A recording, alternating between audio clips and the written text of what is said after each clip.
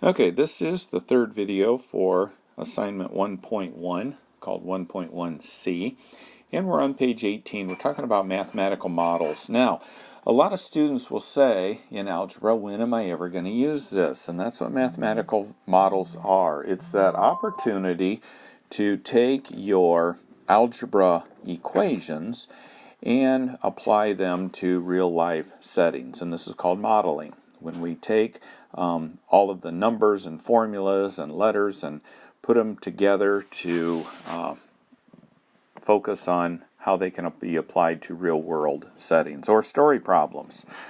So what we're going to be doing here, one of the key things, I guess, as far as modeling is concerned, is you not only have the formula. So at this point, let's look at the translation of changing Celsius to Fahrenheit. So we've got in our mathematical model the formula. We also have the table that I have a picture of and included here, and we also have a graph. So all three of these things, the formula, the table, and the graph, work hand in hand in order for you to solve the problem that we're looking at. So for example, in this particular problem, we're not doing anything with Fahrenheit and Celsius, but just wanted to show you a formula and a table and a graph. So what do we have here? We've got a graph here of number of drinks, and this is having to do with a 90-pound woman talking about the number of drinks and the blood alcohol percent. So this gives you the number of drinks, and it will give you the blood alcohol percent here of somebody that has drank, however many they think they need to have, and what the percent of blood alcohol level is, and then the graph. So notice what they did. They graphed each one of these points. So we've got 1, 2, 3, 4, 5, 6, 7, 8, 9 number of drinks, which in this case is our X, and then our blood alcohol level based on the number of drinks. So if we look over here at 6, we go over to the left or to the right on the x-axis 6, and then we go up 0.3. So we're at 6, and then we went up to 0.3 and put a dot there. And when you're done, then you come over here and you draw a line to connect all the dots, and that gives you a graph of the blood alcohol level based on the number of drinks. So that's modeling. That's taking a formula and coming up with a graph to give you a real-world situation here.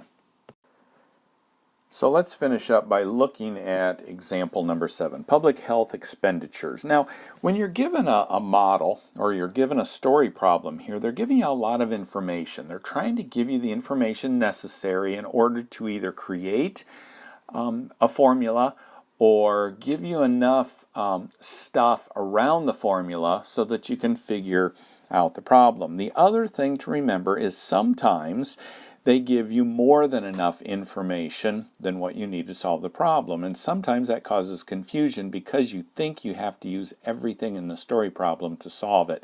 And that's not necessarily true. And that all comes with practice. Story problems are hard. Story problems never become easy, and they're always a struggle. So if you're having struggles with story problems, welcome to the crowd of everybody except the well-known math geeks out there, of which I am not. So they're even hard for me. So let's look at example 7. Public health care expenditures for the period of 1990 to 2012 can be modeled, that is, approximated by the function. Okay, so now they're going to give me a function or an equation. So you don't have to understand how this equation or what this equation is, just understand how to use it. Okay, so there's our equation where ET is in billions of dollars, so this is money. Okay, and because this is money, it's also based on time. That's what the T means. And T is the number of years after 1990. Okay, so we're looking at 1990 to 2012. So number of years basically means, 3 years or 4 years or 5 years.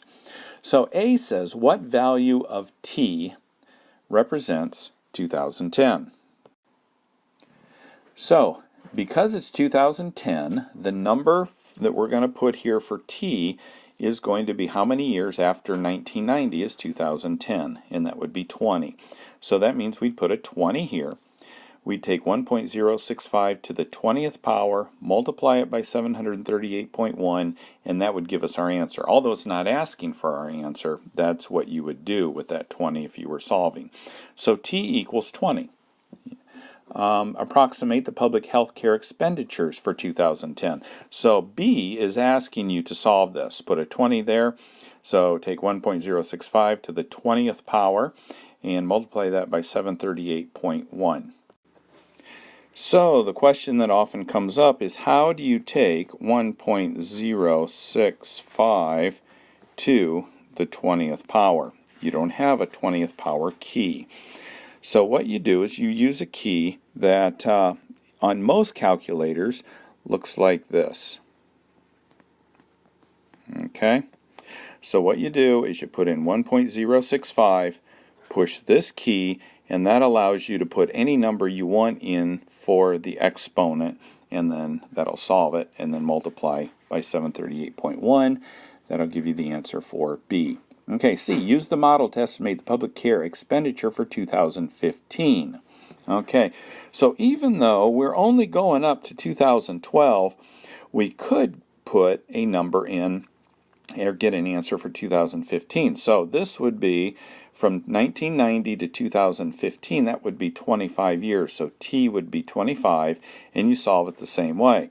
Okay, the question is this accurate? Well, it's not really very accurate because really the only accuracy goes up to 2012. They told us from 1990 to 2012, this equation works.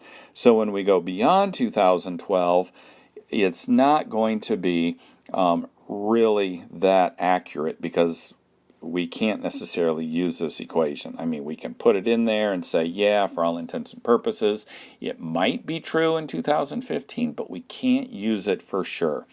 So anyway, that is 1.1 completely done, 3 videos long, and hopefully that helps you get started with your skills check 1.1.